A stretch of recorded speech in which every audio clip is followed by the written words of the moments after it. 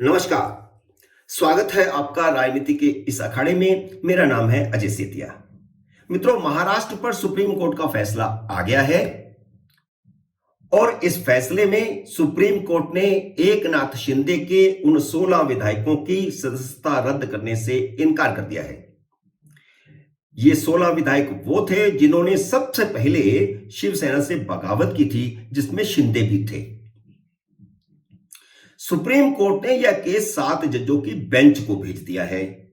अब 7 जजों की बेंच बैठेगी, वह कब फैसला करेगी, कितनी देर लगेगी, तब तक शिंदे सरकार को किसी तरह का कोई खतरा नहीं है।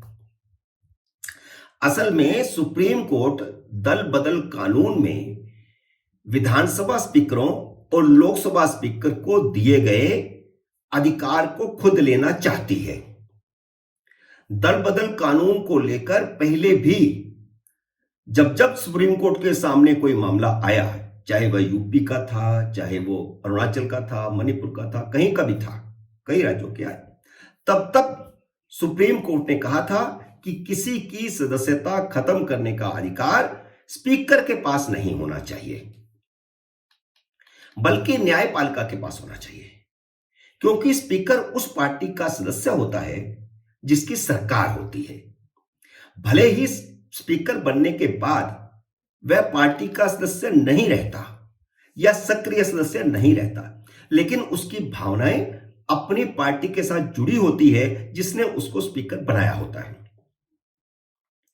एकनाथ शिंदे ने जब जून 2022 में बगावत शुरू की थी तो उनके साथ 16 विधायक थे। उद्धव ठाकरे ने डिप्टी स्पीकर को उन 16 विधायकों की सदस्यता रद्द करने की अर्जी दी थी, क्योंकि वे शिवसेना के विधायक दल का 1/3 नहीं बनते थे। तो नए कानून के मुताबिक, जो संशोधित कानून है उसके मुताबिक, किसी भी पार्टी से कम 2/3 सदस्य अगर हों तो वे अलग गुट बना सकते हैं। उससे नीचे हो तो उनकी सदस्यता खत्म हो जाएगी। यह नया संशोधित कानून अटल बिहारी वाजपेयी जी के समय बना था। अब जब यह याचिका स्पीकर के पास पहुंची और स्पीकर ने जब नोटिस जारी किए तो शिंदे गुट के 16 विधायक सुप्रीम कोर्ट पहुंच गए। अब शिंदे गुट की याचिका पर सुप्रीम कोर्ट ने डिप्टी स्पीकर पर फैसले करने पर रोक लगा दी। उस समय स्पीकर था नहीं, स्पीकर की पोस्ट खाली थी, डिप्टी स्पीकर के पास सब कुछ था। अगर सुप्रीम कोर्ट उस समय डिप्टी स्पीकर को फैसला करने से नहीं रोकता तो जैसे 2016 में उत्तराखंड के स्पीकर ने बहुमत साबित करने की तारीख से पहले कांग्रेस के 9 बागी विधायकों की सदस्यता रद्द करके हरीश रावत की सरकार बचाई थी, वैसे ही उद्धव ठाकरे की सरकार भी बच जाती, क्योंकि उन 16 विधायकों की सदस्यता डिप्टी स्पीकर रद्द कर देते। यह सुप्रीम कोर्ट की ही गलती थी कि उसने स्पीकर को फैसला लेने से रोका और राज्यपाल की ओर से बहुमत साबित करने के लिए कहे जाने पर भी सुप्रीम कोर्ट ने उस पर रोक नहीं लगाई। जबकि उद्धव ठाकरे इसको लेकर के भी कोर्ट में गए थे, क्योंकि उनका कहना था कि जब तक सुप्रीम कोर्ट उन 16 विधायकों के बारे में फैसला नहीं करता तब तक राज्यपाल को रोका जाए, लेकिन वह भी सुप्रीम कोर्ट ने नहीं रोका। इसका मतलब साफ है कि सुप्रीम कोर्ट शुरू से ही यह मन में लेकर के बैठा था कि इस बार स्पीकर से यह अधिकार छीनना है। राज्यपाल ने उद्धव ठाकरे को बहुमत साबित करने को कहा था, तब भी सुप्रीम कोर्ट ने राज्यपाल के फैसले पर रोक नहीं लगाई, लेकिन बाद में सुनवाई के दौरान राज्यपाल पर टिप्पणियां की। इससे सुप्रीम कोर्ट की मंशा भी कुछ जाहिर होती है। जब सुप्रीम कोर्ट ने उद्धव ठाकरे को कोई राहत नहीं दी तो बहुमत साबित करने की बजाय उन्होंने इस्तीफा दे दिया, क्योंकि उनके पास सदन में तो बहुमत बचा ही नहीं था। बाद में एकनाथ शिंदे ने भारतीय जनता पार्टी के साथ मिलकर के गठजोड़ की सरकार बना ली। इस गठजोड़ के खिलाफ भी उद्धव ठाकरे ने शीर्ष अदालत का दरवाजा खटखटाया था। उनकी दलील थी कि पहले 16 विधायकों का फैसला हो, फिर कोई बात आगे बढ़नी चाहिए। लेकिन सुप्रीम कोर्ट ने न 16 विधायकों का फैसला किया, न राज्यपाल के निर्देश पर कोई रोक लगाई। दोनों पक्षों की ओर से कुल 8 याचिकाएं लंबित हो गई थी, जिनकी सुनवाई 5 सदस्यीय पीठ कर रही थी, जिसकी अध्यक्षता चीफ जस्टिस डीवाई चंद्रचूड़ कर रहे थे। और इस मामले को लटकाने की कोशिश लगातार की गई।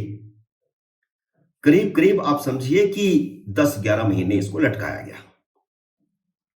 सुप्रीम कोर्ट ने जो अब फैसला दिया, अपने इस लंबे फैसले में 8 याचिकाओं पर फैसला सुनाया है, जिसमें स्पीकर की भूमिका पर कई टिप्पणियां की गई है।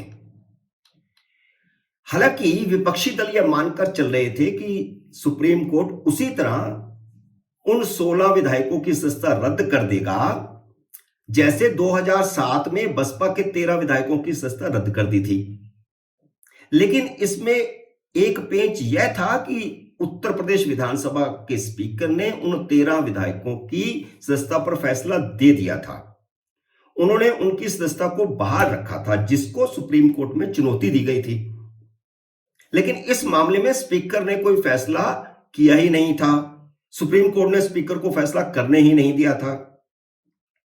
दल बदल विरोधी कानून में यह अधिकार स्पीकर को दिया हुआ है कि अगर दल बदल कानून के बारे में कोई पार्टी किसी विधायक की सदस्यता को लेकर के या सांसद की सदस्यता को लेकर के स्पीकर को याचिका देती है, तो वह सदस्य रहेगा या नहीं रहेगा, उसने इस कानून का पालन किया है या नहीं किया है, यह फैसला स्पीकर करता है। और यही कानून में लिखा है। सुप्रीम कोर्ट के ने अपने फैसले में यह दोहराया है कि स्पीकर कभी निष्पक्ष नहीं हो सकता।